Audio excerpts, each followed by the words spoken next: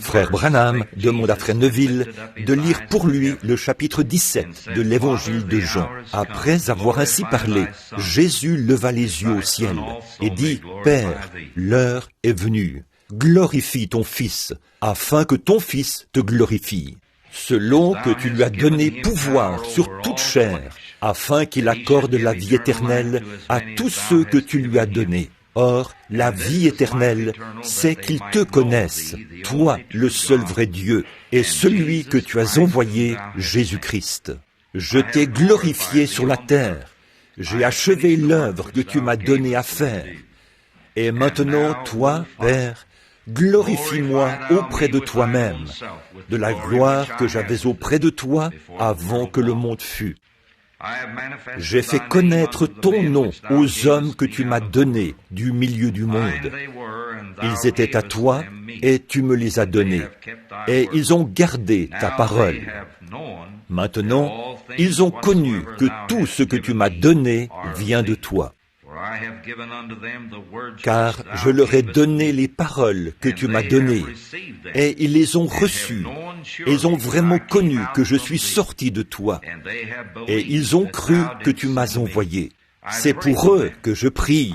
Je ne prie pas pour le monde, mais pour ceux que tu m'as donnés, parce qu'ils sont à toi, et tout ce qui est à moi est à toi, et ce qui est à toi est à moi. Et je suis glorifié en eux. Je ne suis plus dans le monde, et ils sont dans le monde, et je vais à toi.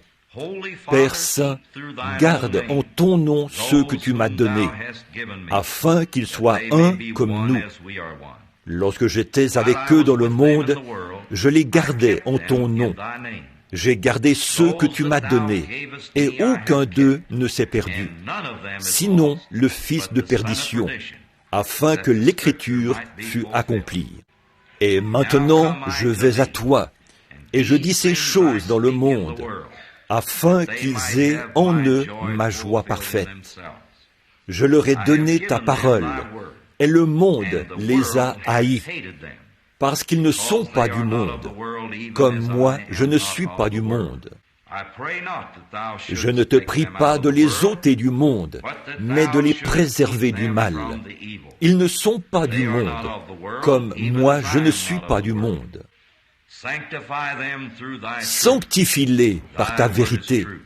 Ta parole est la vérité. Comme tu m'as envoyé dans le monde, je les ai aussi envoyés dans le monde, et je me sanctifie moi-même pour eux, afin qu'eux aussi soient sanctifiés par la vérité. Ce n'est pas pour eux seulement que je prie, mais encore pour ceux qui croiront en moi par leur parole, afin que tous soient un, comme toi, Père, tu es en moi, et comme je suis en toi, afin qu'eux aussi soient un en nous, pour que le monde croie que tu m'as envoyé.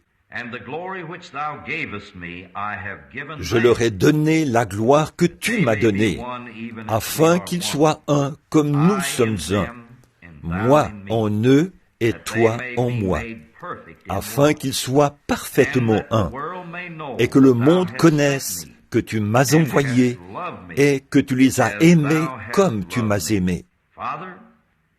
Père, je veux que là où je suis, ceux que tu m'as donnés soient aussi avec moi, afin qu'ils voient ma gloire, la gloire que tu m'as donnée, parce que tu m'as aimé avant la fondation du monde.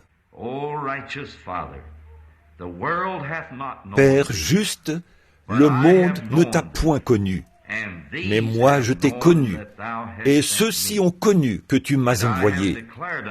Je leur ai fait connaître ton nom, et je le leur ferai connaître, afin que l'amour dont tu m'as aimé soit en eux, et que je sois en eux.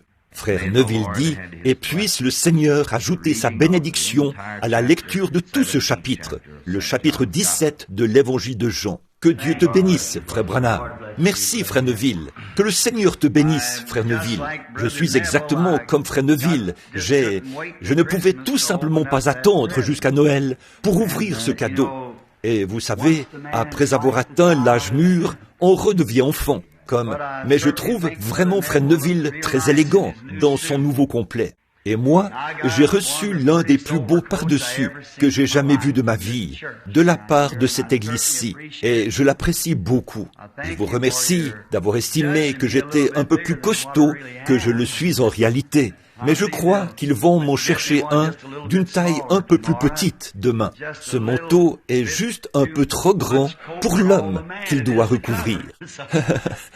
Dans la Bible, vous avez entendu parler de la couverture qui était trop courte pour l'homme ou pour le lit.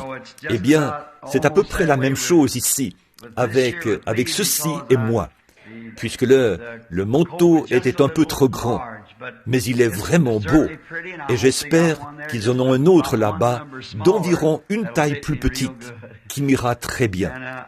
Et moi aussi, je le porterai, pour le montrer comme il l'a fait là. Il m'est déjà arrivé de prêcher en portant un par-dessus. Très bien, j'étais content de le porter. Eh bien, je n'ai jamais eu de bon par-dessus de toute ma vie. C'est vraiment la première fois que je possède un bon par-dessus. Je me demande si cette église se rappelle la première fois que je suis parti de cette église. Vous vous rappelez ce soir-là ce que c'était que j'étais parti de cette église pour aller rendre visite à la fille de Robert Dougherty à Saint-Louis. Eh bien, je pense que sœur et frère Spencer se souviennent de ça. Frère Roy Slaughter, ici présent, tous ceux qui... Je n'avais même pas de manteau, et l'église avait récolté 11 $ pour mon billet, et j'avais emprunté à mon frère son par-dessus. Et il était à peu près 2 fois trop grand pour moi, et je l'avais mis dans ma valise, parce que, quand je l'enfilais, ce n'était vraiment pas beau à voir. Et d'un autre côté, le fait de ne pas en avoir du tout, ça ne donnait pas une bonne image de moi. Alors je l'ai mis dans ma valise. Et quand je suis arrivé là-bas, j'y suis resté 2 ou 3 jours. Le Seigneur a commencé à agir. Et il a guéri la petite Betty. Vous savez, je l'ai vue il n'y a pas longtemps. C'est une belle jeune femme maintenant. Elle avait la danse de Saint-Guy et elle était étendue comme un animal. Elle était secouée par des spasmes pendant des jours et des jours. Et les meilleurs médecins avaient abandonné son cas. J'ai passé la journée et la soirée là. Le Seigneur m'a donné une vision sur ce qu'on devait faire. Et il a dit, la petite Betty sera délivrée dès qu'ils auront fait ça. J'ai dit au prédicateur et à son père de se lever. J'ai dit à la dame, vous étiez en ville l'autre jour. Vous achetiez des petites poêles et vous en avez acheté une bleu granit. Elle se trouve dans le bas de vos placards de cuisine. Vous ne l'avez jamais déplacée depuis que vous l'avez mise là. Elle a commencé, elle a dit, c'est vrai.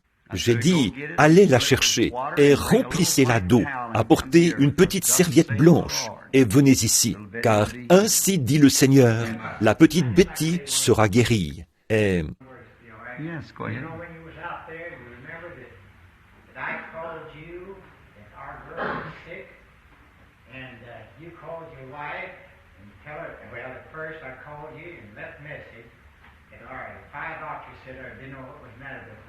Yes. And when you come in, he said, there's a call from Brother Sawyer. He said, that's one of the best friends I've got, or something like that. Yes, sir. And you went and prayed, and you went and called your wife, and you said, call us and tell them the girl will be all right.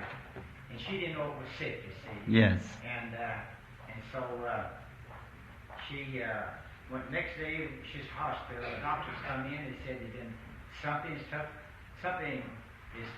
was happening. She says, yes. And they began to kind of go over maybe what they'd done. She said, no. It said, it was the prayers of Brother Brandon.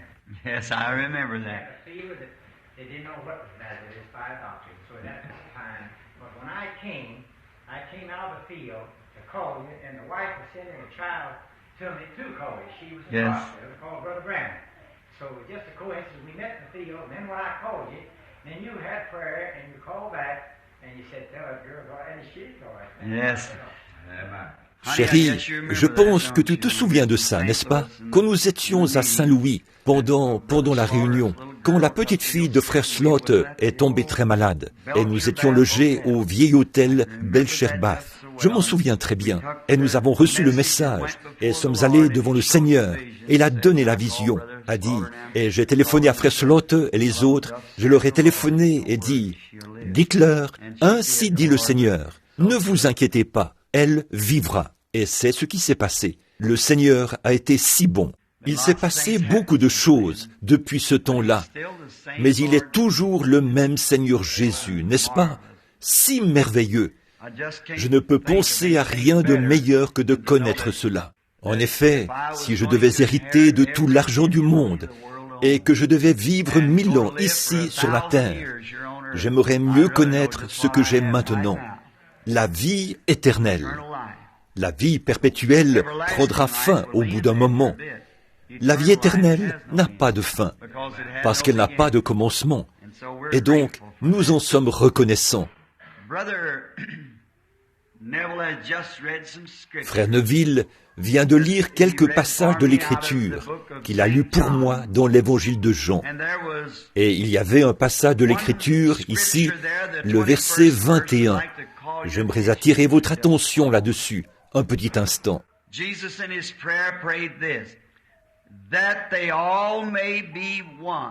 Jésus, dans sa prière, a dit ceci, « Afin que tous soient un, comme toi, Père, tu es en moi, et comme je suis en toi, afin qu'eux aussi soient un en nous, pour que le monde croie que tu m'as envoyé. » Et si je me permets de l'appeler un sujet, j'aimerais dire ceci, l'unité d'un seul Dieu dans la seule Église. Vous savez, Dieu a fait l'homme pour qu'il atteigne des réalisations. C'est pour ça qu'il a été fait. Tout au long de sa vie, l'homme a essayé de réaliser quelque chose. Et ces réalisations, la raison pour laquelle il cherche à les faire, c'est parce qu'il a été conçu pour ça. Dieu l'a fait ainsi. Mais le problème, c'est que dans ses réalisations, il cherche à faire quelque chose de son propre chef. C'est là qu'il fait son erreur et qu'il a des ennuis. Or, au commencement, la Genèse, qui est le chapitre des semences de la Bible, nous voyons là que quand Dieu a créé l'homme, il l'a créé de la façon dont il savait qu'il devait être. Et il n'aurait jamais pu être mieux conçu que ce qu'il est. Quand il a commencé la création de la vie, il a commencé par la forme de vie la moins évoluée, qui est, plus ou moins, le tétard, la grenouille, jusqu'à la forme de vie la plus évoluée, l'homme, qui est à l'image de Dieu. Et alors, dans cette vie, l'homme s'est mis à réaliser des choses. Mais quand il l'a fait, il a commencé à laisser Dieu de côté. Il a commencé à avoir des motifs égoïstes. Et quand il a fait ça, il a commencé à concevoir des choses par lui-même. Et nous voyons qu'il n'a pas fallu beaucoup de temps pour qu'il pervertisse la planète même sur laquelle Dieu l'avait placée. Il l'a réduite à une telle condition que même son Créateur s'est affligé en son cœur d'avoir créé l'homme. Et vous pouvez imaginer ce que Dieu a dû ressentir quand il a vu que la créature même qu'il avait faite à son image, celui à qui il avait donné autorité, celui qu'il avait créé pour qu'il puisse faire quelque chose pour lui, ce dernier a pourtant consacré toutes ses forces et son pouvoir à des désirs et des réalisations égoïstes. Et alors, nous voyons que peu de temps après cette grande leçon que Dieu a donnée à l'homme à cette époque-là, en détruisant le monde entier par l'eau, comme la Bible nous le dit, qu'il a inondé la terre et a tout détruit à l'exception d'un reste qu'il a épargné, Noé et sa famille.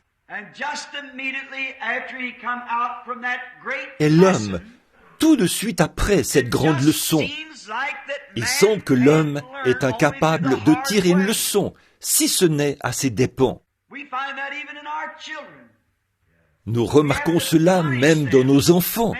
Nous devons les punir bon nombre de fois, sévèrement, pour leur faire comprendre. Il semble que l'homme, en soi, est un échec total, dès le départ. Quand il a perdu sa relation avec Dieu, il est devenu une entité à lui seul. Il ne dépendait plus de Dieu. Et quand Dieu lui a donné la leçon de ce qu'il en coûtait d'essayer de faire quelque chose par ses propres moyens, que ses œuvres s'anéantiraient, tout de suite après, nous les voyons de nouveau se mettre à atteindre des réalisations. Et la Bible déclare, ils se sont bâtis une tour, ils voulaient monter jusque dans les cieux, pour arriver jusque dans les cieux sans emprunter la voie que Dieu avait préparée pour eux, pour qu'ils viennent. Et les hommes peuvent faire mieux quand ils s'unissent. Maintenant, prenez un homme, tout seul.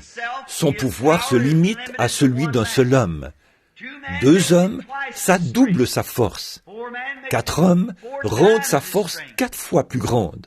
Et Dieu veut que nous soyons un. Dieu a créé l'homme pour que nous soyons un. Et nos motifs doivent être un. Et nos objectifs doivent être un. Et nos réalisations doivent être un. C'est comme ça qu'il a été conçu, tout simplement. Et nous voyons que tout de suite après la destruction antédiluvienne, l'homme a commencé une fois de plus à chercher à prendre le contrôle lui-même.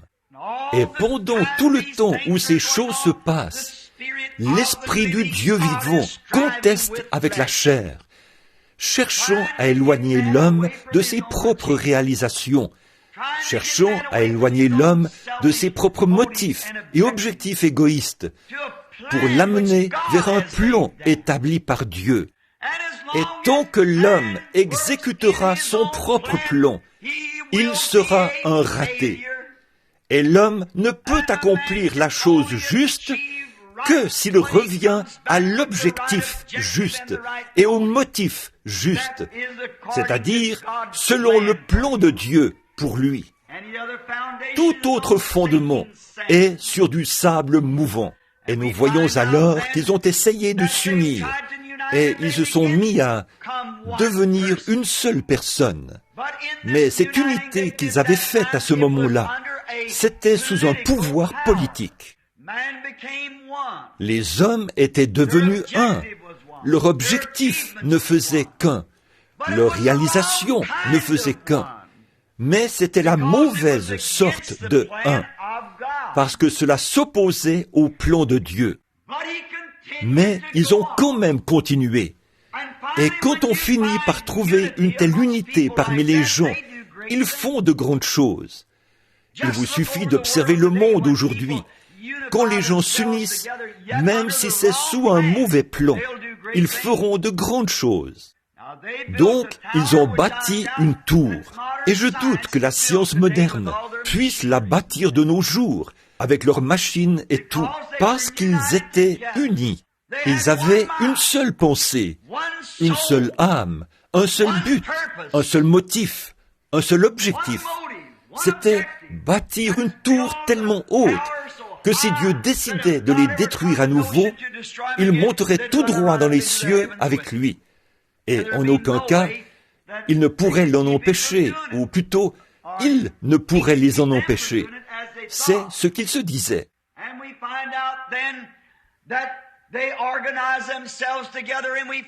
Et nous voyons alors qu'ils se sont organisés, et nous les retrouvons encore complètement en dehors de la volonté de Dieu. En voilà une belle image d'aujourd'hui, quand les hommes cherchent à s'unir. Et nous devons être unis, mais eux, ils s'unissent sous les mauvais systèmes. Avez-vous déjà remarqué comment le diable imite les choses de Dieu? Avez-vous déjà vu comment il utilise les choses que Dieu a faites selon son dessein? Et ce qui est mal est tellement trompeur. Bon, un mensonge, s'il s'agit d'un vrai mensonge, qu'il est évident, alors n'importe qui peut le détecter. Mais le mensonge qui contient à peu près 99% de vérité, c'est ce mensonge-là qui est trompeur. Avez-vous déjà remarqué la façon dont le diable a séduit Ève? Tout ce qu'il lui a dit était exactement la vérité, à l'exception d'une seule chose. Il a dit, « Vos yeux s'ouvriront, et vous connaîtrez le bien et le mal, et tout ça. Et vous serez comme des dieux, parce que vous ne distinguez pas le bien du mal pour l'instant. » Et toutes ces choses étaient vraies. Mais quand elle a dit, « L'Éternel Dieu a dit que nous mourrions », il a dit, « Certainement que vous ne mourrez point. » Voyez, tant de vérité là-dedans. Et puis, un tout petit peu de mensonge. Et Jésus a dit, sur la terre, un peu de levain fait lever toute la pâte. Et il faut que la chose soit parfaitement vraie. Autrement, elle n'est pas vraie du tout. Et le plan du salut doit être exact. Et les promesses de Dieu sont exactes. Et elles s'accomplissent de façon exacte. Autrement, il y a quelque chose qui cloche quelque part. Et si l'Église du Dieu vivant n'accomplit pas ce que Dieu avait résolu qu'elle fasse, il y a quelque chose qui ne va pas avec ce système quelque part.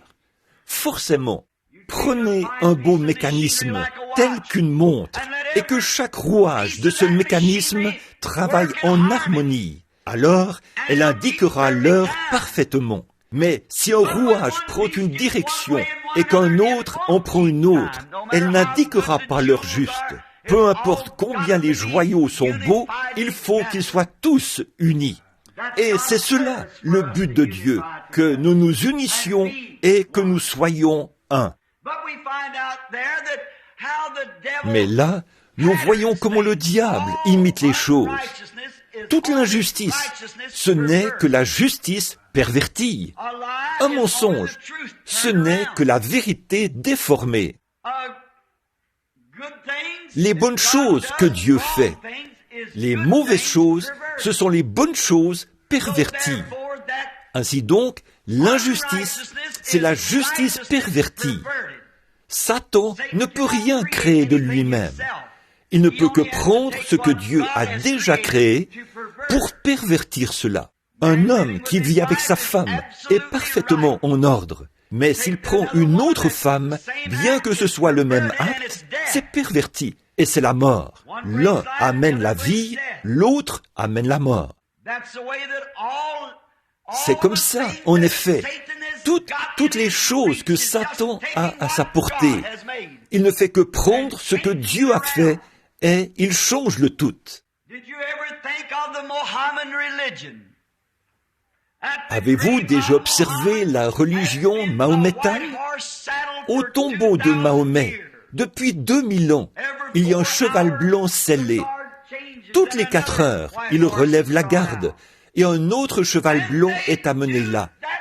Et ils font cela avec respect et en croyant toujours que Mahomet ressuscitera un jour et qu'il chevauchera pour aller s'emparer du monde. Ils le croient. Et vous êtes-vous déjà demandé pourquoi un cheval blanc? Savez-vous que l'Écriture déclare que Jésus reviendra monté sur un cheval blanc et son vêtement teint de sang et son nom est la parole de Dieu? C'est le Seigneur Jésus. Il reviendra chevauchant dans les cieux avec les armées derrière lui, monté sur un cheval blanc. Voyez-vous cette religion pervertie qui a changé les choses en disant que ce sera Mahomet sur un cheval blanc. Mais Jésus, il revient dans les cieux. Et Mahomet, c'est terrestre. Donc, Satan œuvre avec les choses de la terre, alors que Dieu œuvre avec les choses des cieux. Et avez-vous déjà pensé à la tour de Babylone et fait la comparaison avec l'échelle de Jacob? Comment il cherchait à construire des marches d'escalier autour de la tour qui iraient jusqu'au ciel. Il ne cherchait qu'à pervertir l'échelle de Jacob qui allait des cieux jusqu'à la terre. Et les anges qui descendaient et qui montaient, ils ont perverti cela.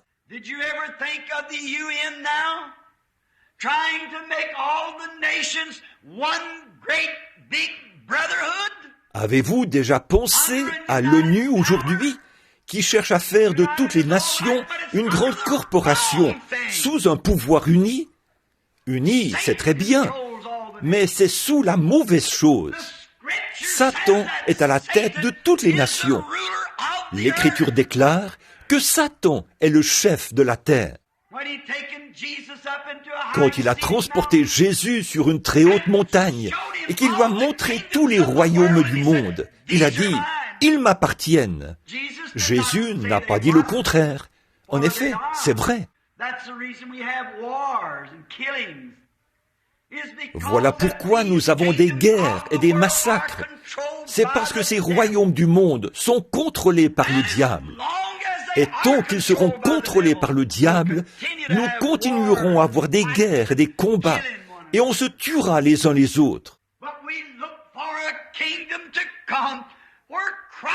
Mais nous nous attendons à voir venir un royaume où Christ viendra, et il n'y aura plus de guerre, et il y aura une paix éternelle. Avez-vous pensé que dans cette Russie, ils ont une fausse Pentecôte? Ça, c'est l'œuvre du diable. Ils cherchent à contraindre tous les hommes à rejoindre le communisme, où tous les hommes ont tout en commun. Savez-vous que c'était la condition de l'Église sous le contrôle du Saint-Esprit au jour de la Pentecôte? Que les gens vendaient leurs possessions et les déposaient aux pieds des disciples. Et ils faisaient des distributions à chacun selon qu'il en avait besoin. Et maintenant, le diable est arrivé et il est entré dans le monde et a instauré un pouvoir politique pour contraindre l'homme à faire cela. Dieu ne contraint pas l'homme à faire quoi que ce soit. Vous faites les choses de votre propre gré. Il peut vous avertir, placer une barricade sur votre chemin. Mais, par votre propre décision, vous marchez vous-même pour entrer dans sa présence, pour faire de lui votre sauveur. Mais Satan a perverti les plans de Dieu pour en faire son propre plan. Avez-vous déjà pensé au catholicisme, l'Église catholique qui cherche à faire de chaque personne un catholique? Ça ne marchera pas. C'est sous un programme de fabrication humaine. Avez-vous déjà pensé à l'Église protestante sous la direction de la Fédération des Églises qui cherche à contraindre toutes ces petites églises à quitter la scène? Et ça va arriver. Vous ne pourrez plus aller à l'église, à moins que vous n'adhériez à l'union des églises. Alors, les petits locaux comme celui-ci vont certainement payer pour ça. Mais nous avons une écriture qui déclare « Ne crains point, petit troupeau, votre Père a trouvé bon de vous donner le royaume. » C'est à cela que nous nous attendons. Alors, voyez-vous, tout ça, c'est la réalisation que l'ennemi cherche à faire, à réaliser, mais c'est sous le mauvais plan. C'est sous son propre plan, mais il n'a pas l'original. Il doit prendre quelque chose que Dieu a fait et ensuite le pervertir, afin d'en faire une chose qui n'est pas juste pour y arriver. De nos jours, il cherche à pervertir le monde, ou à le transformer en une seule grande union des nations, une corporation. Et si elle est sous un déguisement de fabrication humaine, elle aura un chef. Et ce sera le diable, parce qu'il est le chef de chacune d'elles. Le royaume de Dieu n'est pas de cette terre. Le royaume de Dieu est dans nos cœurs. C'est le royaume spirituel dans lequel nous sommes nés. Jésus a dit, « Le royaume de Dieu arrive, mais pas sans violence. Et le royaume de Dieu est en vous. » Le Saint-Esprit, le royaume de Dieu qui agit dans l'homme et qui le gouverne et le contrôle. Voilà le royaume. Et nous voyons que ces nations procèdent avec tromperie, les unes envers les autres, parlant de paix tout en ayant un couteau derrière le dos, prêtes à se détruire les unes les autres.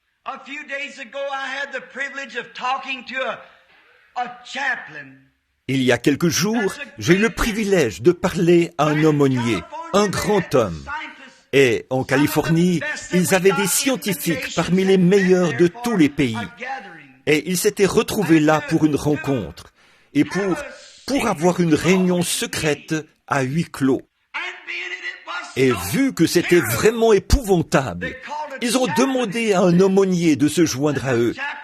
Et cet aumônier, qui est mon ami, a dit, « Frère Branham, avant qu'ils m'emmènent là-bas, ils ont vérifié mon dossier jusqu'à mon arrière-grand-mère, avant que je puisse assister à cette réunion. Et il a dit, j'aurais souhaité ne pas avoir été là. Il a dit, quand ces scientifiques se sont levés et ont commencé à parler, il a dit, il semblait que la pièce était plongée dans la désolation, qui vous donne l'impression d'être dans une maison de glace. Des frissons, ça glacerait le sang d'un homme. Il a dit, nous n'avons pas le droit de parler de ces choses. Nous avons prêté serment. Mais il a dit, j'ai le droit de vous dire ceci. Il a dit, ils sont sur le point de se débarrasser de l'armée et de l'aviation, le corps d'aviation militaire et tout ça. Il a dit, ils n'en ont plus besoin. Il a dit, ils ont des armes si mortelles qu'elles pourraient détruire la terre entière en l'espace d'une seconde. Et il a dit, s'ils permettaient que ce soit de notoriété publique, là, les gens paniqueraient et ils iraient dans les rues en criant à tue-tête.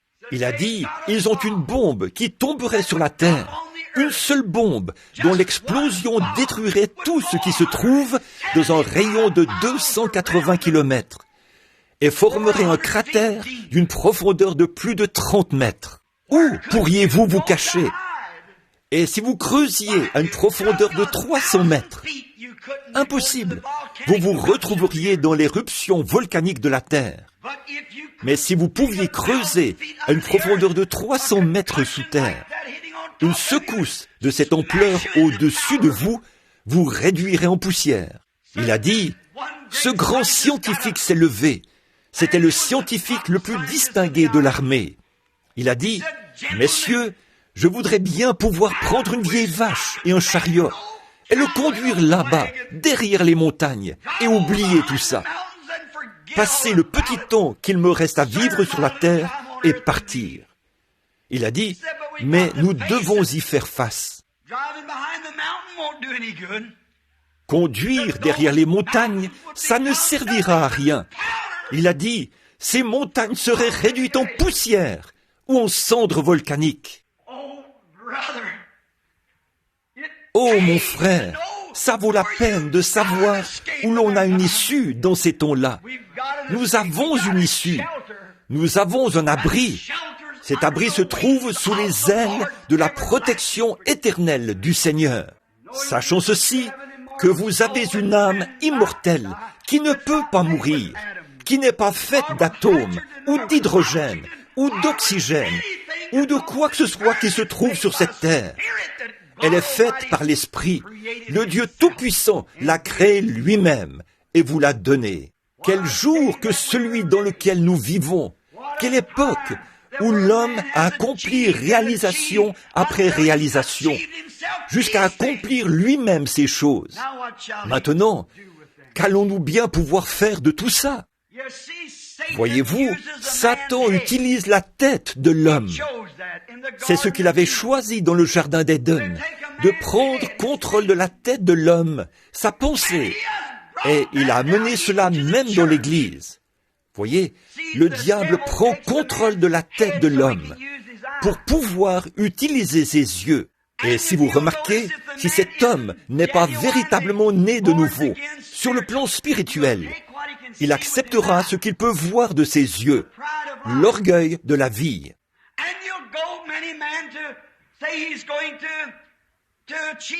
Et comme bien des hommes, il ira dire qu'il va réaliser quelque chose, qu'il veut adhérer à une église, il veut être religieux, et il cherchera jusqu'à trouver la plus grande église possible, puisque l'homme veut toujours faire quelque chose de grand. Il veut se faire un grand nom. Voilà ce qu'un homme charnel, à la pensée folle, pense. Oh, si je peux avoir ma propre organisation, si je peux simplement ajouter quelques milliers de membres à ma dénomination, alors elle sera au pays la plus importante dans son genre. À quoi cela sert-il? Mais il pense qu'il est en train de réaliser quelque chose parce qu'il ajoute plus de membres.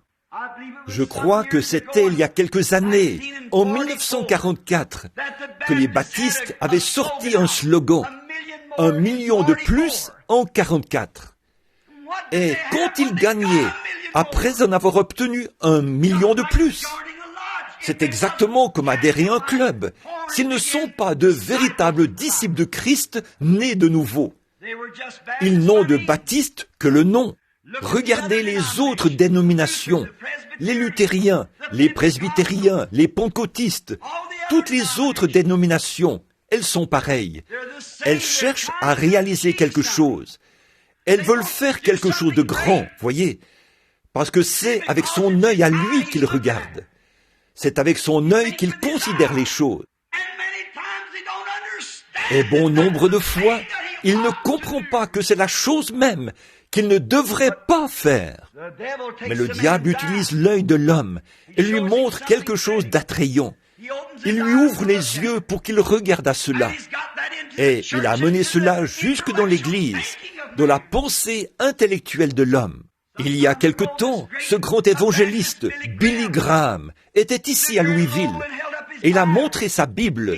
Il a dit, « Ceci, c'est le point de référence de Dieu. » Et il a raison. Il a parfaitement raison. Mardochée Ham, l'évangéliste, ma vieille patrie du Kentucky, et moi étions assis à la même table. Billy s'est converti sous le ministère de Mardochée Ham. Et nous étions assis là. Et il a dit, « Que se passe-t-il » Il a dit, Paul était allé dans une ville et n'avait fait qu'un seul converti.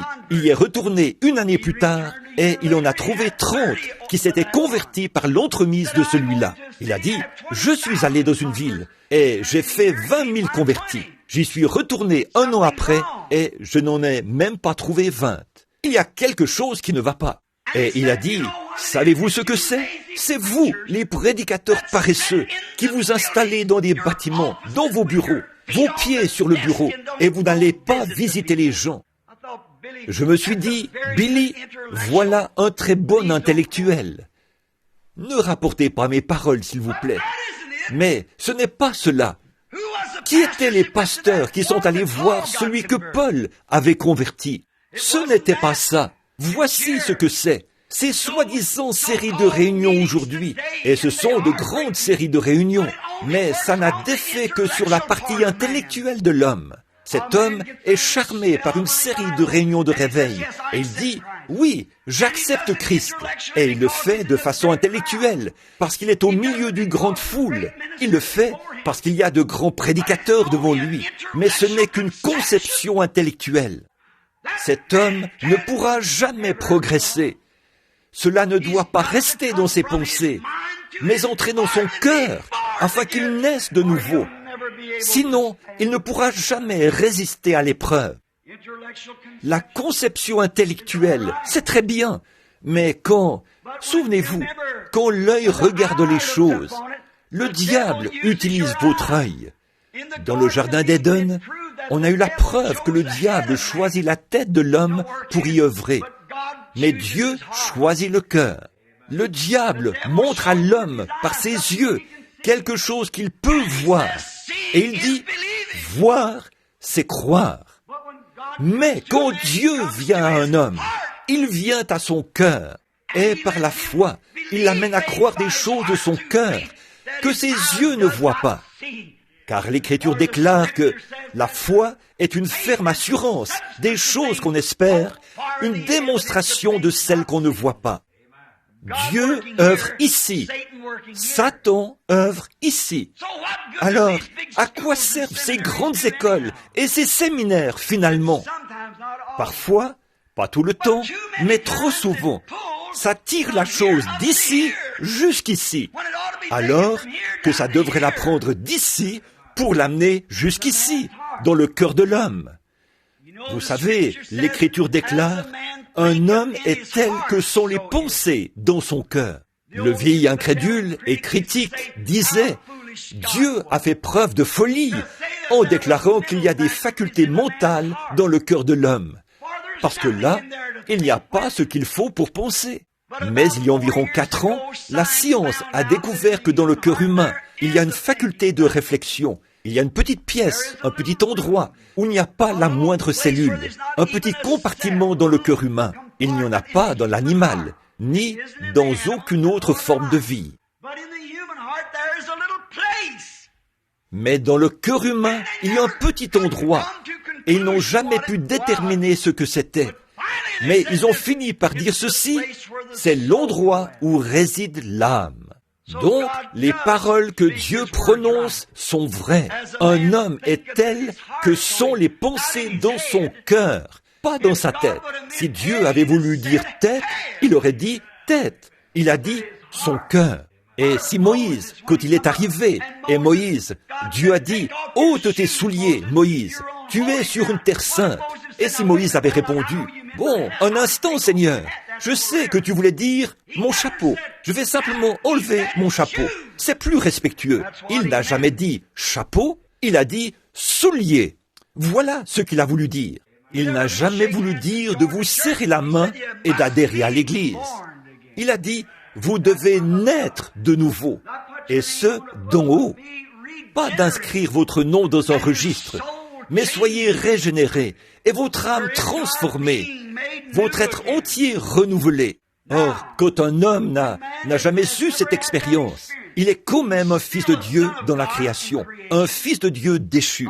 Voilà pourquoi il peut prendre du bois et fabriquer des édifices. Il peut prendre du fer et fabriquer des machines. Il peut prendre des joyaux et fabriquer des montres. Que peut-il faire? Il peut prendre quelque chose issu de la création originelle et le pervertir de sa position originelle pour en faire quelque chose de grand. Mais il ne peut pas créer. Seul Dieu peut créer, lui seul. Et alors nous remarquons ceci, que Satan, en choisissant la tête de l'homme, il a pris sa partie intellectuelle. Et maintenant, l'Église a commencé à agir dans la partie intellectuelle de l'homme. Oh, c'est une grande Église. Nous avons une grande dénomination. Nous sommes la plus vieille du pays. Mais mon frère, à moins que cet homme ou cette femme, ou ce jeune homme ou cette jeune fille soit entièrement converti, il acceptera ses conceptions intellectuelles et dira, la Bible ne veut pas dire ceci, et elle ne veut pas dire cela. Les jours des miracles sont passés, et ces autres choses, ça n'existe pas. Voilà, ça, ce n'est pas vrai. Et vous dites, et ces jours sont passés, parce qu'il regarde cela de façon intellectuelle. Mais que ce même homme prenne le peu de connaissances qu'il a dans la tête, le remette à Dieu, et laisse l'Esprit du Dieu vivant descendre dans son cœur. Il appellera toute parole de Dieu la vérité, et toute promesse divine. Alors, il peut accomplir quelque chose pour Dieu. Voyez-vous, cette petite partie, ce compartiment dans le cœur de l'homme, Dieu l'a fait là, à l'intérieur, pour lui-même. C'est son poste de commande. Il s'installe là pour vous contrôler. Cet endroit lui appartient. C'est de là qu'il envoie ses messages, du poste de commande. Comment peut-il œuvrer avec vous quand la nature de l'esprit du diable se trouve là? Et tout homme qui naît sur la terre est né dans le péché, conçu dans l'iniquité, venu au monde en disant des mensonges. C'est vrai. Alors, dans cette nature charnelle d'Adam, comment un homme peut-il accomplir quoi que ce soit, si ce n'est par son intellect? Mais quand il devient une nouvelle création, et que ce vieil homme est parti, et que le nouvel homme, Christ, monte sur son trône dans le cœur humain, alors la vie prend un aspect différent. Alors il emprunte un nouveau chemin. De ses propres motifs égoïstes, là, ses grandes idées de se faire passer pour quelque chose de grand, il se dirige tout droit vers le calvaire pour reconnaître Dieu. Alors son objectif, son motif, sa réalisation et tout ce qu'il est se trouve dans la gloire de la croix, où Christ a payé le prix pour la vie humaine. Christ est notre vie. Voilà pourquoi Jésus a dit, si un homme ne naît de nouveau, il ne peut même pas comprendre le royaume de Dieu. Vous ne pouvez pas le faire. Ce n'est pas dans votre nature de le faire. Alors, pourquoi Dieu a-t-il fait ce petit endroit? Il l'a fait pour que là, vous puissiez être remplis. Vous devez être remplis de quelque chose. Vous ne pouvez pas être un être humain sans être rempli. L'heure est venue où vous êtes contraint de prendre une décision. Et c'est maintenant. Parce que partout sur la terre, on est contraint de le faire. J'ai entendu des prédicateurs qui, à l'aide de schémas, ont cherché à expliquer ce qu'était la marque de la bête. Mais une sorte de schéma, il ne faut pas de schéma pour ça. L'Écriture déclare, tous ceux qui n'ont pas reçu le sceau de Dieu avaient la marque de la bête. Il n'existe que deux catégories de gens sur la terre. L'une a la marque de Dieu et l'autre a la marque du diable. Et tous ceux qui n'ont pas reçu la marque de Dieu ont la marque du diable. C'est ce que déclare l'Écriture. Alors, vous êtes contraints de prendre une décision. Et laissez-moi enfoncer ça en vous. Ce n'est pas pour être blessant ou malveillant, mais c'est pour vous dire la vérité et vous mettre en garde. L'homme doit faire quelque chose à ce sujet. C'est vôtre, vous êtes contraints de le faire. Il faut que vous preniez une décision. Alors, si je peux vous montrer par la parole de Dieu ce qu'est le sceau du Dieu vivant, là, vous saurez. La Bible déclare dans Éphésiens 4:30, une fois, dans bien des endroits d'un bout à l'autre de l'Écriture, que le Saint-Esprit est le sceau de Dieu. Alors, sans le Saint-Esprit, vous êtes forcément dans l'autre camp. Peu importe combien vous êtes intellectuel, à combien de grandes dénominations vous adhérez, combien vous êtes pieux et religieux, Satan était pareil. Satan, ce n'est pas une grosse brute à la queue fourchue et aux sabots fourchus. C'est un esprit. Et la Bible déclare, tellement rusé qu'il séduirait même les élus, si c'était possible. Il est religieux. Caïn n'était-il pas aussi religieux qu'Abel? Caïn n'avait-il pas offert un sacrifice comme Abel l'a fait? Caïn n'avait-il pas construit une église pour le Seigneur comme Abel l'a fait? Caïn ne s'était-il pas avancé pour adorer comme Abel l'a fait? Caïn n'avait-il pas offert un sacrifice comme Abel l'a fait? Mais l'un est venu avec une conception intellectuelle. Il a présenté des fleurs et des fruits des champs et a embelli son autel intellectuellement. Mais Abel, par la foi, a choisi un agneau, car ce qu'il fallait, c'était le sang et la vie. Et il l'a amené sur un rocher et il a martelé son petit cou jusqu'à ce qu'il se vide de son sang. Dieu a dit, c'est juste, Abel. C'est très bien. Comment est-ce que ça lui est venu? Par la révélation, pas par l'intellect. C'est par son cœur qu'il l'a su. Jésus a dit, « Sur ce roc, je bâtirai mon église, et les portes du séjour des morts ne prévaudront point contre elle. » Une révélation spirituelle, une conception spirituelle. L'homme regarde à l'extérieur, déclare l'Écriture. Dieu regarde au cœur. Vous êtes rempli de quelque chose. Vous pourriez être rempli de doutes. Vos pauvres cœurs pourraient être remplis de doutes au point où ils en débordent. J'espère que non.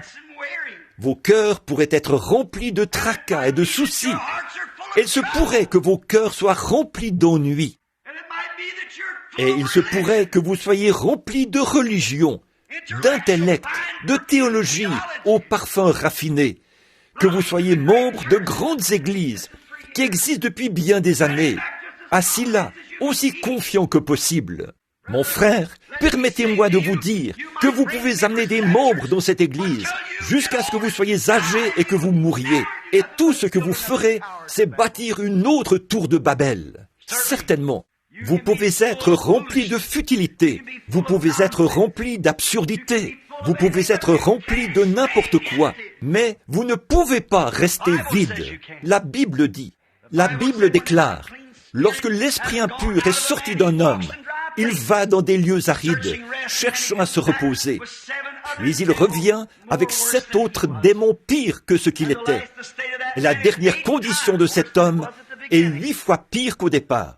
Voilà ce qui se passe avec ces séries de réunions. Quand les gens s'avancent dans des réunions de réveil et que les hommes sont simplement conduits vers une conception intellectuelle, ils s'en vont adhérer à une église et on reste là, satisfait.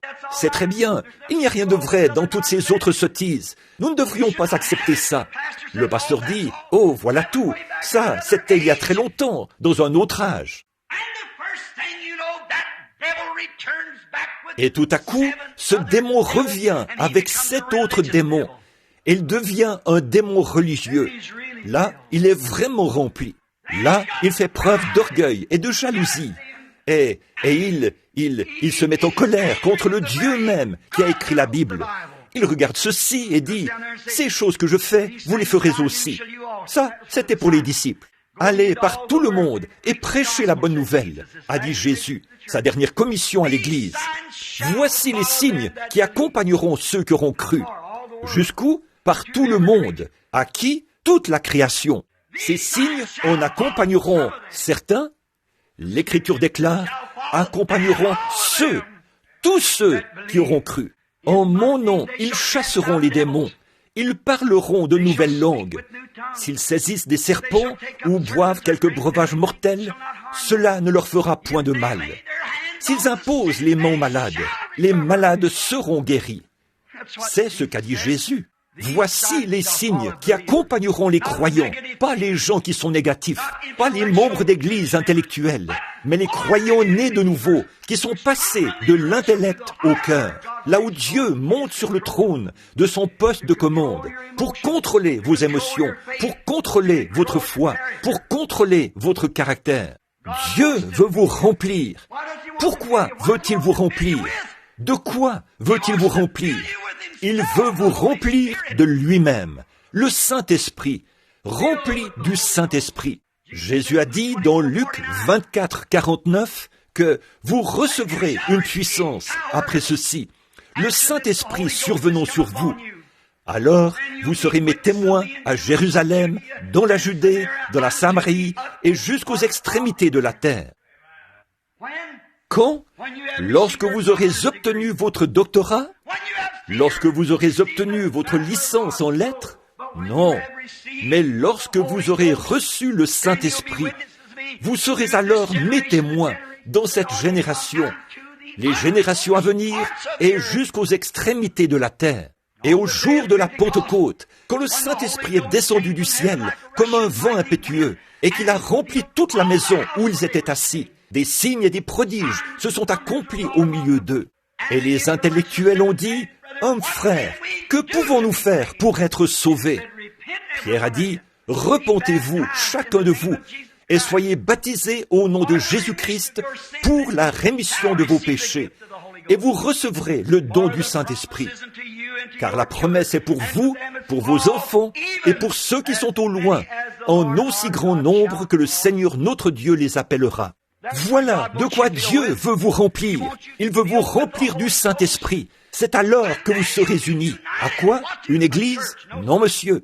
Vous serez unis. À quoi? Un credo? Non, monsieur. Vous serez unis à Dieu. Et vous et Dieu serez un. Comme lui et le Père sont un. Et le Saint-Esprit de Dieu vivra en vous. Et les mêmes œuvres que le Saint-Esprit avait accomplies quand il était ici, en Jésus-Christ, s'accompliront en vous. Car il a dit qu'il le ferait. Alors, nous serons un. Jésus a prié pour cela dans la prière de ce soir. Notre Maître Céleste a adressé une prière au Père, demandant que nous soyons un, comme lui et Dieu sont un. Et à quel point était-il proche? Dieu était la vie et l'esprit qu'il y avait en lui. Et si nous sommes un avec lui, nous le serons. Sa vie et son esprit seront en nous. Alors, la conception intellectuelle et charnelle de ce monde, et les credos et les dogmes disparaîtront, et une nouvelle expérience vierge sera générée. Le baptême du Saint-Esprit, la nouvelle naissance, aura lieu dans le cœur humain. Alors, vous serez un. Alors le frère sera vraiment un frère. La sœur sera une sœur.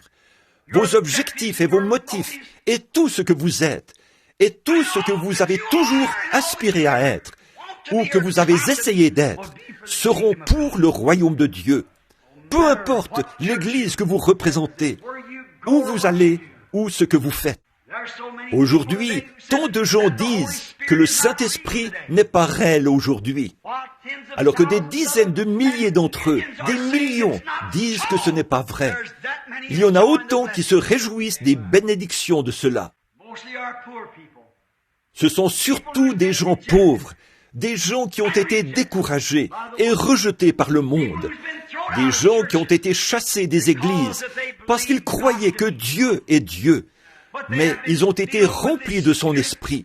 Ils ont un même but, Ils sont d'un même cœur. Qui sont ces gens? Méthodistes, baptistes, presbytériens, catholiques, témoins de Jéhovah, orthodoxes, juifs, tous réunis. Ils deviennent un. Pas un à l'égard d'un credo, pas un à l'égard d'une dénomination. Ça, c'est l'œuvre du diable, par des conceptions intellectuelles. Mais l'œuvre du Saint-Esprit, le royaume de Dieu en vous. Et Dieu est assis sur le trône de votre cœur, à son poste de commande. Il contrôle vos émotions, il contrôle vos puissances, il contrôle vos idées, et il vous unit à lui, dans la communion et dans l'amour. Et Dieu vous remplit d'amour, il vous remplit de puissance, il vous remplit de l'Esprit, il vous remplit de sa propre nature divine. Elle change votre nature charnelle en sa nature. C'est alors que vous devenez une nouvelle création en Christ. Alors, l'amour, vous sortez, et il semble que les oiseaux chantent différemment. Oh, quand Christ vient, comme tout est différent, vous pouvez regarder en arrière en vous disant, comment ai-je pu me tenir loin de cela? Comment ai-je pu rejeter cela? Tout est différent. Vous n'avez pas d'ennemis, ils ont tous l'air gentils. Vous pouvez pardonner tout ce qu'on vous a fait. L'ennemi le plus acharné, vous pouvez prier pour lui dans la rue. Passez votre bras autour de ses épaules et le relever. Quel que soit le credo, la dénomination dont il fait partie, c'est une créature pour laquelle Christ est mort. Voilà de quoi Dieu veut que vous soyez remplis. Voilà le remplissage. Voilà le royaume. Voilà ce en quoi nous sommes un. Donc, nous sommes un, pas pour l'avancement d'une dénomination, pas pour l'avancement d'une secte ou d'un credo. Nous sommes un pour l'avancement du royaume de Dieu. Alors, nous nous reportons à son plan, et chaque fois que cette Bible bénie dit quelque chose, le Saint-Esprit qui est en vous s'écrie, « C'est exact, c'est ma parole ». Il ne dit pas, « Qu'a dit Dr. Jones? Qu'en est-il de ceci? Ou est-ce que le docteur un tel? Que le docteur l'ait dit, ça ne change rien. Jésus a dit que c'est la vérité. Et les cieux et la terre passeront, mais mes paroles ne passeront jamais. C'est là que nous sommes un. Et vous, les méthodistes, les baptistes, les presbytériens, qui que vous soyez, nous sommes un. Ne laissez pas le diable utiliser vos yeux. Laissez Dieu utiliser votre cœur. Si vous regardez et que vous cherchez à comprendre ce qu'il en est, quelle en est la cause, comment se fait-il que ça arrive comme ça? Vous ne remettez pas cela en question quand vous recevez le Saint-Esprit. Si vous continuez à remettre la parole de Dieu en question, cela montre que Dieu n'est pas dans votre cœur. Le Saint-Esprit ne remet rien de ce que Dieu dit en question. Il dit Amen et Amen. C'est vrai, parce que Dieu l'a dit. Abraham a appelé les choses qui n'étaient pas comme si elles étaient, car Dieu l'avait dit. Dieu lui avait dit, quand il avait 75 ans, et Sarah 65 ans, qu'ils allaient avoir un bébé. Eh bien, c'était ridicule de penser ça. Mais Dieu l'avait dit. Et Abraham était un fils de Dieu. Et il a marché pendant 25 ans, appelant tous les jours, « Sarah, disait-il, comment vas-tu, chérie? Je ne sens pas de changement, moi. Je suis comme je l'ai toujours été. » Elle avait passé la ménopause depuis 40 ans. Elle n'avait jamais eu d'enfant, alors qu'elle vivait avec lui depuis qu'elle avait 17 ans. Mais il croyait Dieu, et il appelait tout ce qui était contraire comme si ça n'existait pas. Et il appelait la parole de Dieu la vérité. Un premier mois a passé. Comment te sens-tu, Sarah? Pas de changement. Eh bien, il a dit, gloire à Dieu, nous allons avoir ce bébé de toute façon. Une année a passé. Comment te sens-tu? Pas de changement. Mais nous allons l'avoir de toute façon. Et la Bible déclare, au lieu de s'affaiblir, il se fortifiait chaque fois. Ce serait un plus grand miracle. Dieu l'a dit, cela doit arriver. 25 ans. Et voilà qu'elle avait 90 ans. Et lui, 100. Un jour, un ange est descendu. Il avait le dos tourné à la tente et il a dit, « Abraham, je vais te visiter. » Et il a dit à Abraham ce qui allait arriver. Et le petit Isaac est né. Pourquoi? Parce qu'Abraham ne douta point par incrédulité au sujet de la promesse de Dieu, mais il fut fortifié, donnant gloire à Dieu. Pourquoi? Ce n'était pas dans son entendement, c'était dans son cœur. Le trône de Dieu se trouve dans le cœur humain. Là, nous devenons un. Nous avons un même but, nous avons le même accomplissement. Si un frère méthodiste gagne 100 d'âmes pour Dieu, Amen et Amen. Si le presbytérien, qui qu'il soit, gagne une âme à Christ, Amen et Amen. Si Tommy Osborne gagne 1 million d'âmes cette année, et Oral Roberts 1 million d'âmes, Et Billy Graham, 1 million d'âmes. Et toute autre dénomination, 1 million d'âmes. Je peux me tenir là et louer le Dieu vivant. En effet, voilà ce que nous accomplissons pour le royaume de Dieu. Voilà notre objectif, ce qu'il faut faire. Lui envoyer des âmes. Ils sont des chrétiens nés de nouveau. C'est là que nous sommes un. Nous sommes unis ensemble. Nous sommes frères. Et tant que vous dites, eh bien, ils ne sont pas méthodistes, ils ne sont pas baptistes, ils ne sont pas ceci, cela, autre chose. Tout votre motif n'est pas bon. Votre objectif et tout ce que vous accomplissez n'est pas bon. Lorsque vous cherchez à faire quelque chose de vous-même, à donner de grands airs à cela, alors que vous êtes petit. Souvenez-vous, avez-vous déjà remarqué le blé quand il pousse? Si vous voyez le blé se dresser et simplement se secouer comme ça, souvenez-vous, il n'y a pas d'épi là-dedans, il est vide. Un épi bien rempli se courbe toujours. Et un homme qui est rempli de la bonté de Dieu et de sa miséricorde, il courbe toujours sa tête dans l'humilité. Celui qui s'abaissera, Dieu l'élèvera. Celui qui s'élève sera abaissé. Mes amis, il est temps que les hommes et les femmes prennent conscience du fait que nous voulons être un. Jésus a prié pour que nous soyons un, tout comme Dieu et lui étaient un. Et Dieu était en lui. Et nous sommes un avec Christ si nous laissons Christ entrer. Mais la seule façon pour nous de le faire, c'est de le laisser occuper le poste de commande dans notre cœur. C'est alors que nous devenons un. C'est bientôt Noël. Nous sommes confrontés au temps. Nous sommes confrontés à des choses horribles. Toutes ces choses auxquelles nous sommes confrontés, quoi qu'il advienne, qu'est-ce que ça peut bien faire? Tant que Christ est au poste de commande, qu'il nous contrôle et qu'il nous donne la foi de croire des choses que nous ne pouvons pas voir. Dieu a dit que la foi est une ferme assurance des choses qu'on espère, une démonstration de celles qu'on ne voit pas. Vous y croyez parce que Dieu est dans votre cœur et il vous dit que sa parole est vraie. Et aucun esprit de Dieu ne reniera jamais quoi que ce soit de la parole de Dieu. L'Esprit de Dieu reconnaîtra ce qui est de lui. Oh, comme je suis heureux de savoir qu'il y a un Dieu, qu'il est réel. Il y a quelque temps, ici en Indiana, il y avait 2 jeunes hommes qui avaient été élevés dans une ferme. Ils étaient pauvres au possible, des garçons de ferme. Et ils avaient grandi ensemble. Et un jour, l'un s'est marié. Quelques jours après, l'autre s'est marié. Et l'un est parti en ville pour y vivre. Et il a commencé à jouer à la bourse. Et il s'est éloigné des enseignements de son enfance. Il s'est retrouvé dans les mauvaises choses. Et il a fait ses opérations. Il est devenu de plus en plus riche, jusqu'à finir par devenir multimillionnaire. Et il s'est installé là-bas à Chicago. Et sur l'une des plus importantes rues, il s'est fait construire un palais. Sa femme et lui couraient les boîtes de nuit, buvaient des cocktails et sortaient toute la nuit. Ils avaient des majordomes et tout pour pourvoir à leurs moindres désirs. Et ils pensaient qu'ils profitaient bien de la vie. Mais un homme qui vit comme cela ne connaît pas la paix. Il n'y a pas de paix pour un cœur troublé. Pour un cœur pécheur, il ne peut pas y avoir de paix. Si un homme brûle d'envie de boire et qu'il appelle cela la vie, il pense s'amuser, mais cela montre le vide qu'il a à l'intérieur. Prenez un homme, s'il gagne $1 million, il en voudra 2. Prenez un homme qui va à une soirée et qui prend un verre ce soir-là, il en voudra un autre. Prenez un homme qui a été infidèle à sa femme une fois, il le fera de nouveau, vice-versa. Voyez, c'est quelque chose, et il n'est jamais satisfait. Il peut bien posséder $1 million ou posséder 10 millions. Il se couche le soir en état d'ébriété, il se réveille le lendemain matin hanté, en plein cauchemar, l'esprit troublé. Vous appelez cela la paix? Ce n'est pas la paix, ça. Mais un homme n'a peut-être même pas d'oreiller sur lequel poser la tête. Il n'a peut-être même pas une paire de chaussures présentables ou les moyens d'avoir un bon repas chez lui. Mais si Dieu règne dans son cœur, il se couche heureux et se réveille heureux. C'est une paix permanente. C'est quelque chose que Dieu fait. Cet homme avait oublié cet enseignement. Il est allé jouer à des jeux d'argent. La période de Noël est arrivée. Il a pensé à son copain. Alors, il lui a écrit une lettre. L'un s'appelait Jim, le riche, et Jean, c'était le pauvre.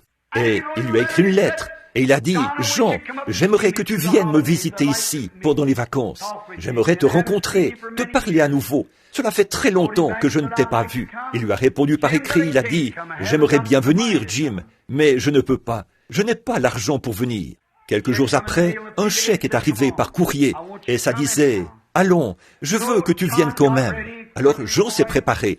Ce garçon de la campagne, il a enfilé une salopette propre et présentable, a mis son chapeau et un petit manteau de couleurs différentes, et il est monté dans le train.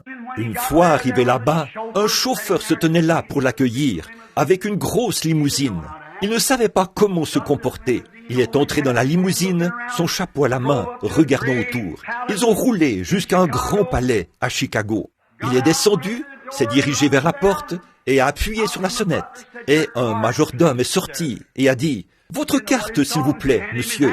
Il ne savait pas à quoi elle faisait référence. Il lui a remis son chapeau. Il ne connaissait rien d'une carte d'invitation. Il ne possédait pas grand-chose des biens de ce monde. Il lui a dit « Il me faut votre carte ». Il a dit « Je ne sais pas de quoi vous parlez, monsieur ». Il a dit « C'est Jim qui m'a demandé de venir. C'est tout ce que je sais ». Alors, il est retourné à l'intérieur et a dit à son partenaire, qui n'était pas encore levé, il a dit « Il y a un drôle de bonhomme à la porte ». Il a dit « Il est habillé. Je n'ai jamais vu d'homme habillé comme lui. » Et il a dit que Jim l'a fait venir. Il a dit « Dis-lui, entrez ». Ce dernier a enfilé son peignoir, a traversé le couloir pour rejoindre son vieil ami de la campagne. Elle lui a serré la main. Il a dit « Jean, tu ne peux pas savoir combien je suis heureux de te revoir ». Et le brave monsieur de la campagne se tenait là, parcourant la pièce du regard. Il a dit « Jim, tu es vraiment dans l'abondance ». Il a dit « Je veux te faire visiter les lieux ». Il l'a amené à l'étage, et là-bas, sur la véranda, il a ouvert une fenêtre. Il a dit « Où est Marthe ?» Oh, il a dit « Elle n'est pas encore rentrée, elle était sortie hier soir ». Il a dit « Ah, et vous deux, comment ça va ?» Il a dit « Oh, sans plus ». « Jean, comment ça va entre toi et Cathy ?» Il a dit « Vraiment bien ». Il a dit « Oh, elle est à la maison ?» Il a dit « Oui, nous avons 7 enfants ».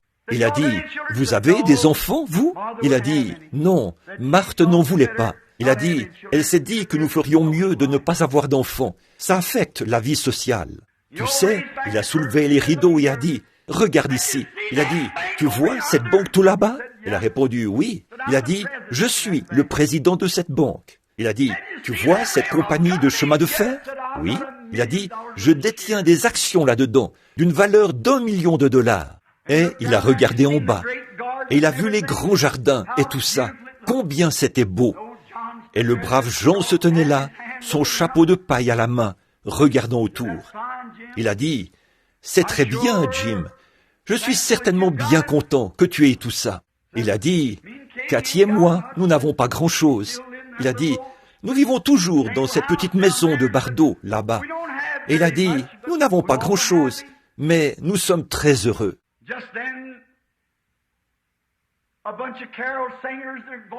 Juste à ce moment-là, les voix d'un groupe qui chantait des chants de Noël ont commencé à pénétrer les lieux. Douce nuit, sainte nuit, dans les cieux, l'astre luit. Le mystère annoncé s'accomplit, cet enfant sur la paille endormi. Jim s'est retourné et a regardé Jean. Jean a levé les yeux vers Jim. Il a dit « Jean, je veux te demander quelque chose. » Il a dit « Te souviens-tu du temps où nous étions de jeunes garçons et nous allions à cette vieille petite église rouge là-bas, au bord de la route, et nous entendions ces bonnes vieilles chorales de campagne chanter ces chants ?» Il a dit « Oui. » Il a dit « Tu continues d'y aller ?» Il a dit « Oui, j'en suis toujours membre. » Il a dit « Je suis diacre là-bas maintenant. » Il a dit « Et toi, Jim ?» Il a dit « Tu parlais de combien tu possèdes ici. » Il a dit « Combien possèdes-tu là-haut ?» Jean, je suis désolé. Il a dit « Je ne possède rien là-haut. » Il a dit « Te souviens-tu d'une année? C'était juste avant Noël. Nous n'avions pas de chaussures. » Et il a dit « Tout ce qui nous intéressait, c'était de nous procurer des pétards pour Noël. » Et il a dit « Nous étions sortis placer des pièges pour attraper des lapins, pour nous procurer des pétards pour Noël. » Il a dit « Te souviens-tu que ce matin-là, ce gros lapin des bois était dans ton piège ?» Jean a dit « Oui, je m'en souviens. Tu voulais te procurer des pétards, et tu étais allé t'en procurer. Tu les avais partagés avec moi. » Il a dit « Oui. » Il a dit Jean, je serais prêt à partager tout ce que j'ai avec toi, mais il y a une chose que j'aurais souhaité que tu partages avec moi. Il a dit, je donnerais tout ce que je possède si je pouvais à nouveau marcher, pieds nus, sur ce petit chemin poussiéreux qui menait à cette vieille petite église et sentir cette présence du Dieu vivant, alors que cette chorale chantait et que ce bon vieux prédicateur de campagne prêchait. Il a dit, je donnerai n'importe quoi, je donnerai tout ce que je possède, chaque action dans les chemins de fer, toutes mes parts de la banque, et cette maison et tout, si je pouvais revenir en arrière et avoir cette paix bénie que j'avais lorsque je montais ce bon vieux chemin. Le brave Jean l'a pris, l'a enlacé de ses bras. Il a dit, un jour, il y avait 3 mages, des hommes riches qui sont venus et qui ont tout déposé aux pieds de Jésus quand il était bébé. Et il a ajouté, ils ont reçu le pardon de leurs péchés. Il a dit, moi, bien que je pense que tu es formidable, Jim, dans tout ce que tu as fait. Tu as été béni, toutes ces choses. Mais je préférerais avoir ma femme et mes 7 enfants, vivre là-bas, dormir sur des paillasses et avoir la paix que j'ai dans mon cœur, que d'avoir toutes tes richesses, Jim, tout ce que tu pourrais avoir. Et c'est vrai, mes amis, on ne mesure pas la richesse en dollars. On ne mesure pas la richesse par de grands noms et par la popularité. La richesse, c'est lorsque le royaume de Dieu entre dans le cœur humain, qu'il change ses émotions, qu'il fait de lui une nouvelle créature en Jésus-Christ et qu'il lui donne la vie éternelle. Voilà la plus grande richesse qu'il y a sur terre. Prions. Et pendant que nous avons la tête inclinée, êtes-vous pauvre ce soir, en bien de ce monde? Vous ne savez même pas comment vous allez payer votre facture de charbon ou votre facture de mazout ou quoi encore? Peut-être êtes-vous dans cette situation. J'espère que non. Mais si c'est le cas, que vous êtes dans cette situation, vous pouvez quitter ce bâtiment ce soir en étant le pauvre le plus heureux qu'il y a sur la terre. Vous pouvez vivre ici quitter ce lieu ce soir avec des richesses qu'aucune somme d'argent ne pourrait jamais acheter. Vous pouvez unir votre cœur avec Jésus-Christ et il peut entrer dans votre âme et occuper le poste de commande. Et quoi qu'il advienne, vous serez heureux jusqu'à la fin de vos jours. Pourriez-vous, c'est le plus grand cadeau qui ait jamais été offert. Oh, bien sûr, vous offrez des cadeaux de Noël à vos amis. C'est bien, c'est un gage d'affection. Mais, mon frère, il y a un cadeau qui vous est offert ce soir, qu'aucune somme d'argent ne pourrait jamais acheter. C'est un don gratuit qui vient de Dieu, son Fils unique, Jésus-Christ. Voudriez-vous le recevoir comme votre guide personnel, comme votre sauveur personnel, comme votre Dieu, comme votre Rédempteur, comme votre Roi? Il guérit l'âme et le corps. Il occupe le poste de commande. Si vous avez des peurs et des doutes, rejetez cela maintenant. Laissez-le être le Roi. Laissez-le entrer et prendre le contrôle. Laissez-le être Seigneur. Seigneur, c'est chef. La seigneurie, c'est l'autorité. Vous dites, oh, je crois, je lui ai ouvert mon cœur il y a des années. Mais est-il déjà devenu votre Seigneur, avec le plein contrôle, pour contrôler vos émotions, votre foi et tout? Lorsque vous lisez la Bible, chacune de ces paroles est la vérité. Lorsque les contrariétés viennent, vous avez la paix dans votre cœur, sachant que si la bombe atomique devait faire voler cette terre en éclats, ce soir, vous seriez rassemblés en Jésus-Christ, dans la gloire, avant même que les cendres ne se posent sur la terre. Avez-vous cette consolation? Si vous ne l'avez pas et que vous aimeriez l'avoir, voulez-vous rapidement et silencieusement lever la main et, en faisant cela, dire « Seigneur, sois miséricordieux envers moi. Je désire maintenant être uni à toi, comme étant l'un de tes enfants dans le royaume de Dieu. C'est mon motif, mon objectif. Tu sais tout sur moi. Prends-moi, Seigneur, tel que je suis et que je t'appartienne. Que Dieu te bénisse, fiston. Que Dieu vous bénisse, monsieur. Et que Dieu vous bénisse. Et vous, mon frère. Vous là-bas. Et vous, madame. Que Dieu vous bénisse. C'est bien. Je sais que la manière à l'ancienne mode de l'église méthodiste et ainsi de suite, ils croient dans le fait de venir à l'autel et tout ça. C'est très bien. Mon frère, vous ne pouvez pas lever la main vers Dieu. Vous ne pouvez même pas faire le moindre effort pour avancer vers lui, à moins que Dieu vous touche. Jésus a dit, « Nul ne peut venir à moi si le Père ne l'attire premièrement. » Ne voulez-vous pas honorer et respecter la chose qui vous a poussé à lever la main? Dites, « Oui, Seigneur, ça vient du fond de mon cœur, et tout péché que j'ai, je le dépose maintenant sur ton autel. Je me consacre à toi maintenant même, Seigneur, pour qu'à partir de cette heure-ci, je vive pour toi. Et toutes mes habitudes et tous mes péchés et tout, je les délaisse ici même. Je vide mon cœur. Sois le chef de mon cœur. Sois le Seigneur de mon cœur. Prends la place qui te revient dans ma vie, Seigneur, et domine sur moi. Soyez sincères maintenant, pendant que nous prions. Seigneur, j'ai appris dans ta parole qu'il est écrit que nul ne peut venir à moi si mon Père ne l'attire premièrement. Et tous ceux que le Père m'a donnés viendront à moi. Un homme pourrait vivre 10 ans, 20, 50 ou 75 ans, ou plus encore, et il n'est pas encore venu. Mais viendra un temps où la lumière brillera sur son sentier, et il en aura donc l'occasion. Combien nous sommes reconnaissants qu'il existe encore un Dieu qui aime les gens. Et ce soir, il a démontré sa miséricorde envers nous en permettant que de nombreuses mains se lèvent pour accepter Jésus comme étant ce grand cadeau de Noël de Dieu, le cadeau originel. Et le seul vrai, véritable cadeau de Noël envoyé par Dieu à la terre, c'est son Fils unique. Reçois-les, Seigneur. Il viendra un jour où, en mourant, leur tête s'apesantira sur l'oreiller, où ils gémiront sur la route, sous une automobile, ou peut-être leurs gorges gargouilleront-elles, parce qu'ils se seront noyés dans l'eau. Je ne sais pas quelle sera leur destination, mais Seigneur, je sais ceci, que Jésus a prononcé ces paroles. Celui qui croit en moi vivra, quand même il serait mort, et quiconque vit et croit en moi ne mourra jamais. Je crois que c'est ta parole, Seigneur. Que je vive ou que je meure, cela reste ta parole, car c'est toi qui l'as prononcée.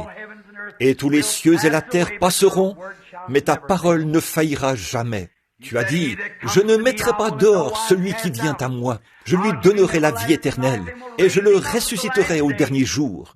Qu'il se noie en mer, qu'il soit brûlé par le feu, que ses cendres soient dispersées aux 4 vents de la terre. Le Seigneur Dieu, avec une voix d'archange et avec la trompette de Dieu, descendra du ciel, et les morts en Christ ressusciteront premièrement. Nous serons enlevés ensemble avec eux à la rencontre du Seigneur dans les airs, pour être toujours avec lui. Seigneur Dieu, nous croyons que cela va se produire. Et ces pauvres gens rejetés de la terre, qui sont venus ici ce soir et ont courbé la tête vers la poussière d'où tu les as tirés et où ils retourneront si tu tardes. Ils ont levé les mains, la main vers toi, et ont dit, « Seigneur, j'ai tort, reçois-moi. » Oh, comment pourrais-tu rejeter l'un d'eux? Tu ne peux pas faire ça, Seigneur. S'ils ont été sincères du fond du cœur, tu ne peux pas faire ça et rester Dieu, parce qu'ils sont venus en toute sincérité. Ils sont un don d'amour que le Père t'offre. Maintenant, en tant que ton serviteur, je te les confie, et je remets leur âme et leur corps et leur esprit entre tes mains. Garde-les sous ta sainte protection, Seigneur. Ôte d'eux tout mal, ôte le péché, ôte les habitudes, que cela ne les dérange plus jamais à partir de ce soir. Puissent-ils quitter ce lieu en étant des gens libres, avec Dieu dans leur cœur, dans le poste de commande. Et quand l'ennemi les tentera, qu'ils se souviennent que Dieu est dans le poste de commande, et que c'est lui qui détourne leur tête des choses de l'ennemi. Et nous établirons ton royaume, Seigneur, et que ton règne vienne, que ta volonté soit faite sur la terre comme au ciel. Ne nous induis pas en tentation, Seigneur, mais délivre-nous du mal, car c'est à toi qu'appartiennent, dans tous les siècles, le règne, la puissance et la gloire. Amen. Cela est écrit. Maintenant, qu'il en soit ainsi. Tous ceux qui ont levé les mains et qui ont cru au Seigneur Jésus-Christ, en l'acceptant comme votre Sauveur, recevez-le de tout votre cœur, par la foi, non pas ce que vos yeux vous disent, ce que votre esprit pense. Vous, je ne peux pas renoncer à ça, je ne peux pas faire ça, je ne peux pas m'arrêter de faire ceci. Ça, c'est l'intellect. Mais quelque chose au fond de votre cœur dit, « Et tu m'appartiens ». Souvenez-vous, écoutez ce que dit la voix qui est dans votre cœur, parce que c'est Dieu qui vous parle. Et tout le reste se dissipera tout comme la nuit qui doit se dissiper. Lequel est le plus fort, la nuit ou le jour?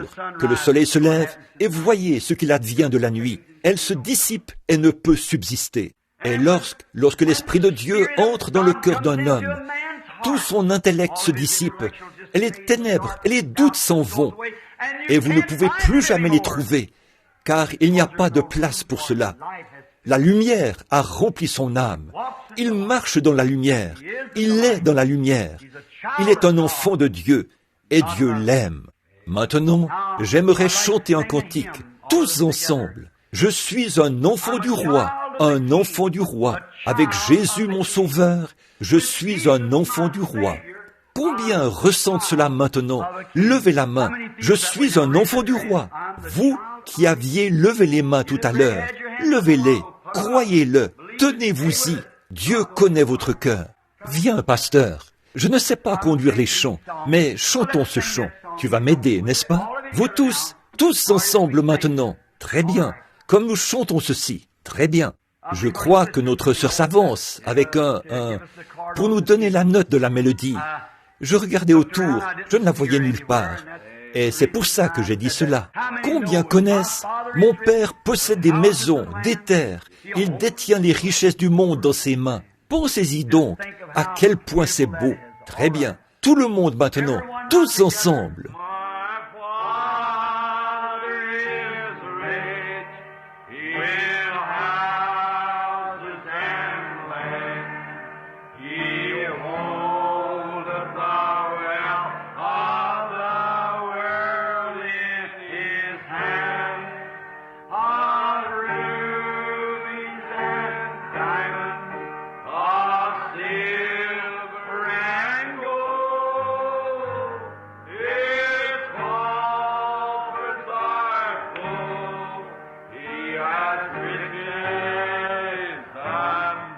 Maintenant, tout doucement. I'm the child of the King, a child of the King, with Jesus,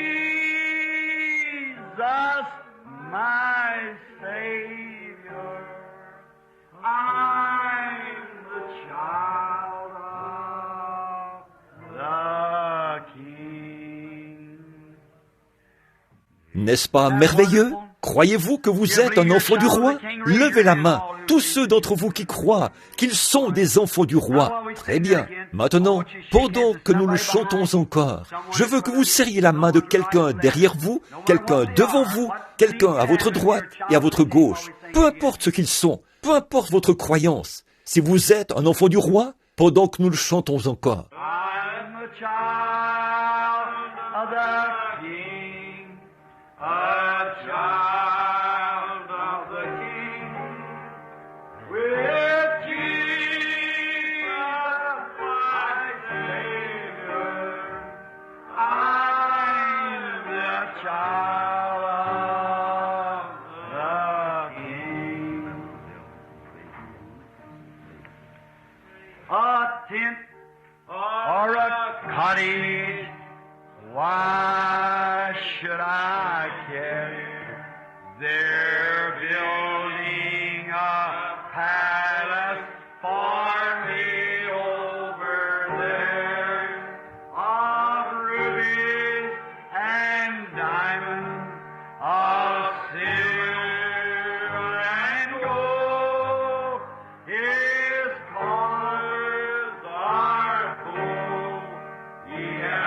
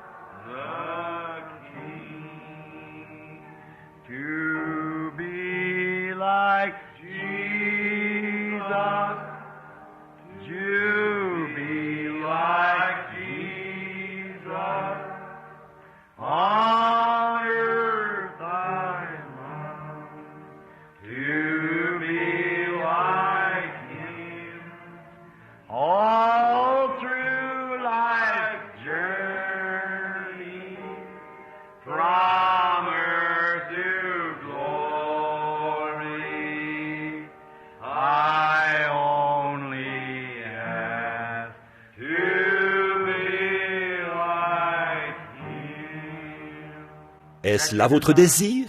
Il est tellement merveilleux. Je l'aime de tout mon être. J'ai abandonné tout ce que j'avais il y a 28 ans au Seigneur Jésus. Depuis lors, je suis sur le champ de bataille, faisant tout mon possible pour amener des hommes et des femmes à fixer les regards sur cette couronne de gloire. Si vous vous mettez à parler de la venue du Seigneur, les gens disaient, « Un homme m'a dit il n'y a pas longtemps, « Oh, pasteur, ne parlez pas de la sorte. » J'ai dit, « Êtes-vous chrétien? » « Oui, mais, oh là là, il nous reste encore beaucoup à faire. » J'ai dit, « La chose la plus joyeuse à laquelle je puisse penser, c'est la venue du Seigneur. » Paul a dit à la fin de la route, « J'ai combattu le bon combat, j'ai achevé la course, j'ai gardé la foi, et désormais m'est réservé la couronne de justice, que le Seigneur le juste juge me donnera dans ce jour-là, et non seulement à moi, mais à tous ceux qui auront aimé son avènement. » Que pourrais-je échanger? Qu'aurais-je à échanger? Car je vieillis. Ce vieux corps malade, frêle et plein de corruption, sera changé en un instant, en un clin d'œil. Je serai jeune pour toujours. Je ne connaîtrai plus de période de maladie. Je ne pleurerai plus de larmes. Plus jamais je ne vieillirai. Je ne mourrai jamais, je ne serai jamais malade, je n'aurai plus jamais ni chagrin ni souci, mais j'aurai un corps semblable à son corps glorieux. Si ça ne représente pas une raison de vivre, si ça, ce n'est pas la chose la plus glorieuse que je connaisse, comment puis-je l'obtenir? C'est un don gratuit. Dieu frappe et je réponds, « Oui Seigneur, tu es mon Créateur, je t'accepte. » Il me scelle en lui par le Saint-Esprit. Alors, je ne vois rien d'autre que Jésus et son sang. What can wash away my sin? Nothing but the blood of Jesus. What can make me whole again? Nothing but the blood of Jesus. Oh, precious is the flow that makes me white as snow. No other fount I know, nothing but the blood of Jesus. N'êtes-vous pas heureux? Je ne connais aucun credo qui peut faire ça. Je ne connais aucune dénomination qui peut faire ça. Je ne connais aucune église qui peut faire ça. Je ne connais aucun homme qui peut faire ça. Je ne connais aucune eau qui peut faire ça. Je ne connais aucune théologie qui peut faire ça. Rien d'autre que le sang de Jésus. Mes espoirs ne sont fondés sur rien d'autre que sur le sang de Jésus avec sa justice. Quand tout ce qui environne mon âme s'effondre, il est toute mon espérance et mon soutien. Est-ce votre cas? Car Christ est le roc où nous nous tenons. Tout le reste est sable mouvant. Tout le reste est sable mouvant. Que Dieu vous bénisse maintenant. Je crois qu'il y a un bébé à consacrer. Je crois. Donc, maintenant, je vais remettre la réunion au pasteur pour cela. Viens donc, Fresneville. Que le Seigneur vous bénisse.